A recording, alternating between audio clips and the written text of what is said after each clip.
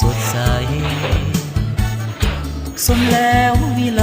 คงไกลสุดตาหากฝันท้องถิ่นลำเนาเงาเหยียดอยากได้ตั้ง3 กิโลนั้นเป็นหนึ่งสถานอยู่ในนครหนทางเคียงงามผู้คนเที่ยวท่อง น้องตุ้ยเลยไอ้ไหวอยู่อะ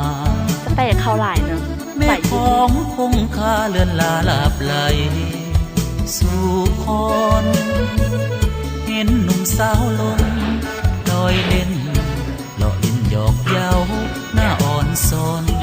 นกบินกับคอนเมื่อยามพ้อยคำคืนวันเพ็ญแสงเดือนแสงดาวส่องมา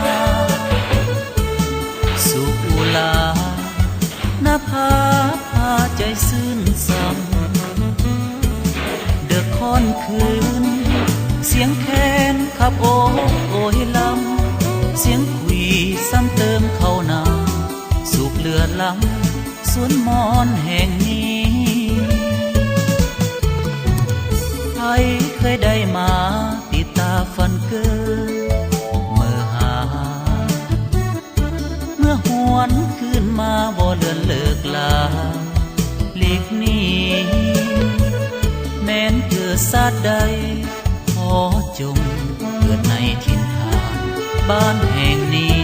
ถึง0 ชีวิตจะบ่ขอ